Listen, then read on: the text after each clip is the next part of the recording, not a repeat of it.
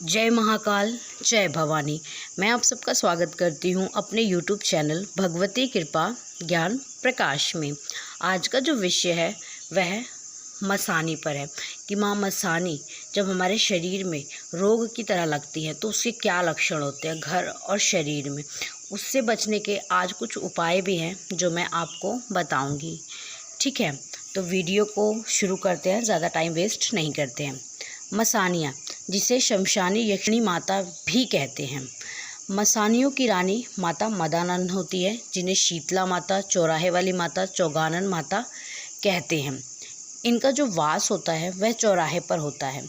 चौराहे पर इनके भोग प्रसाद रखे जाते हैं। आपने देखे होंगे कि जब बसोड़ा पूजा जाता है, जो भोर की पूजा होती है, सुबह सुबह ठंडे बेला में की जाती है, उसमें माता शीतला की ही पूजा की जाती है, जिसको अधिकतर जगह पे बसोड़ा कहते हैं।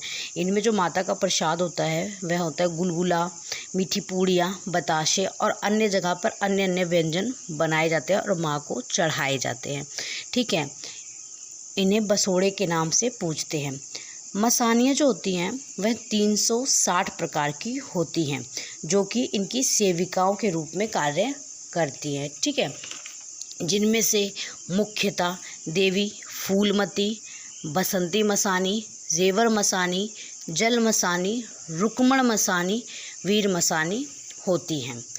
ठीक है, जो माता मदानंद होती हैं वह महारानी होती है। माता मदानंद जो है वह दो रूपों से चलती है, एक पॉजिटिव वे में, दूसरा होता है इनका नेगेटिव वे में। कोई भगत है जो इन्हें सिद्ध कर लेता है, इनके भोग प्रसाद दे के, बलियों के द्वारा, मुर्गे की बलि, बकरे की बलि, सूअर की बलि, कलेजी की बलि, मछली, इन सब पे माँ को सिद्ध कर लेता है तामसिक भोग दे के। ठीक है, जब वह सिद्ध कर लेता है और जब इन्हें किसी के घर में बुरे के लिए भेजा जाता है तो वह बुरा करने के लिए लग जाती है। यहाँ तक कि अगर इस वे में भेजा गया है कि सामने वाले व्यक्ति की मृत्यु करानी है तो यह उसकी मृत्यु भी कराती है, क्योंकि यह बहुत शक्तिशाली शक्तियाँ होती हैं। ठीक है, और यह इसलिए करती हैं क्योंकि यह वचनबद्ध हो जाती है। जो तांत्रिक होता है वह इनसे वचन ले लेता है, इसलिए ये वचनबद्ध हो जाती हैं और इन्हें ये कार्य करना पड़ता है।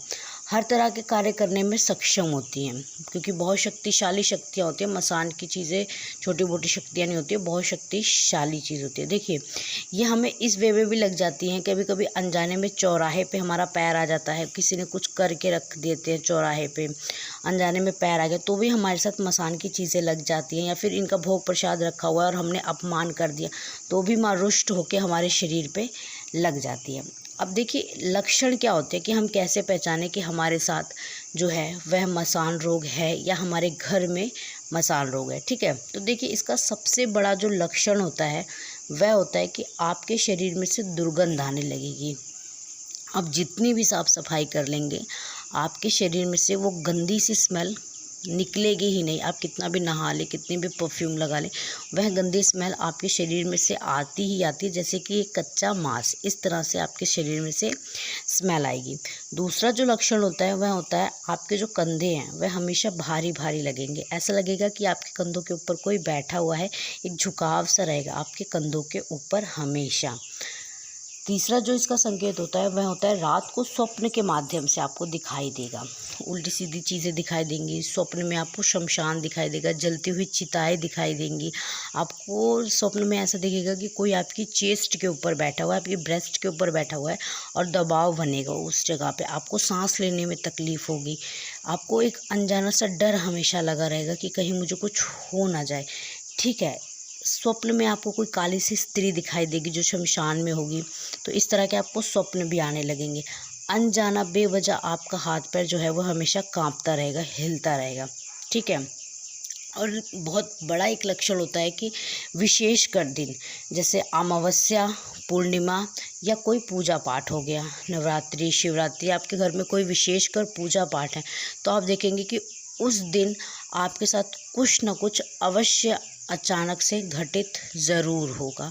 आपकी तबीयत उस दौरान खराब होनी शुरू हो जाएगी, क्योंकि वह शक्ति चाहती ही नहीं है कि आप कोई अच्छा कार्य करें, आप पूजा पाठ से जुड़े। क्योंकि अगर आप पूजा पाठ से जुड़ेंगे तो उसकी कहीं ना कहीं नेगेटिव प्रभाव जो होता है वो कम होने लगता है, इसलिए वह आपको उस चीज़ को करने से रोकेगी।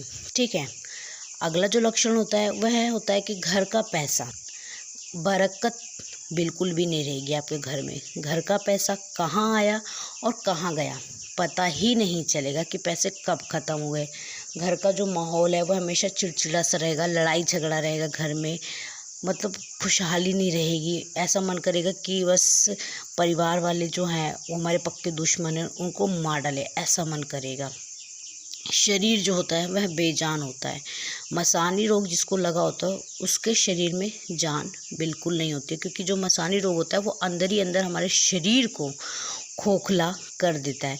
अब आप ये जानने की कोशिश करेंगे कि ये बीमारी तो नहीं है मुझे या कुछ नहीं है, तो आप इसके लिए हॉस्पिटल जाएंगे, डॉक्टर के पास जाएंगे, चेकअप करवाएंगे, महंगे महंगे जांच करवाएंगे, लेकिन आपकी रिपोर्ट में कुछ भी नहीं आएगा।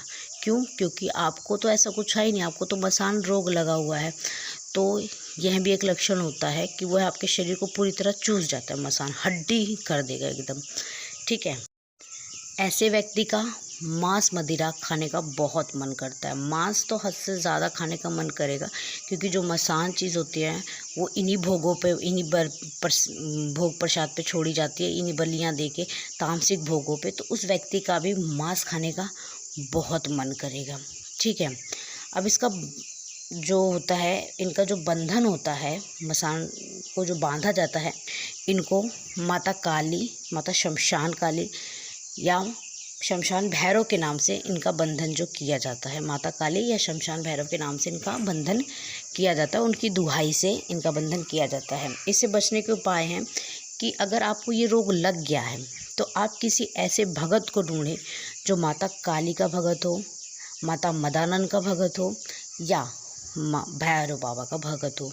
शमशान के भैरव जो होते हैं उनका भैरव भगत हो।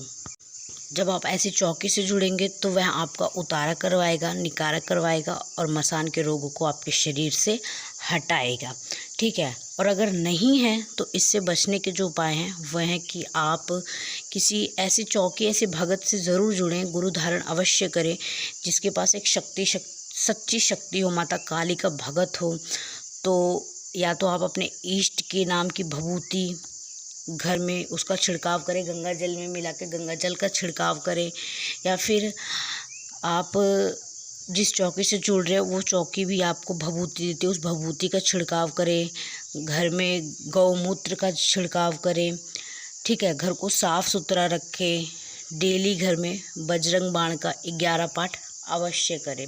तो ये कुछ उपाय हैं जो अगर आप करेंगे तो आपके ऊपर या आपके घर में मसान रोग नहीं आएगा, और अगर आ गया है तो किसी अच्छे से भगत से, किसी अच्छी सी चौकी से जुड़िए जो माता काली या माता मदन या शमशान भैरव का भगत हो, तो वह आपका यह निकारा उतारा करवा देगा। मैं आशा करती हूँ कि आपको मेरे द्वारा बताई हुई जानकारी अच्छी लगी होगी। तो कृपया करके मेरे वीडियो को लाइक करें, और अगर आप मेरे चैनल पे पहली बार आए हैं तो कृपया करके मेरे चैनल को सब्सक्राइब करें, बेल आइकन को अवश्य प्रेस करें, ताकि इस भक्ति और भक्ताई से जुड़ी हुई जो भी जानकारी मैं अपने चैनल पे अपलोड कर रही हूँ उसका नोटिफिकेशन सबसे पहले आप तक अवश्य पहुँचे। अधिक से अधिक मात्रा में कृपया करके मुझे सपोर्ट करें, मुझे आप सबके सपोर्ट की बहुत ज़रूरत है। धन्यवाद। जय महाकाल, जय भवानी।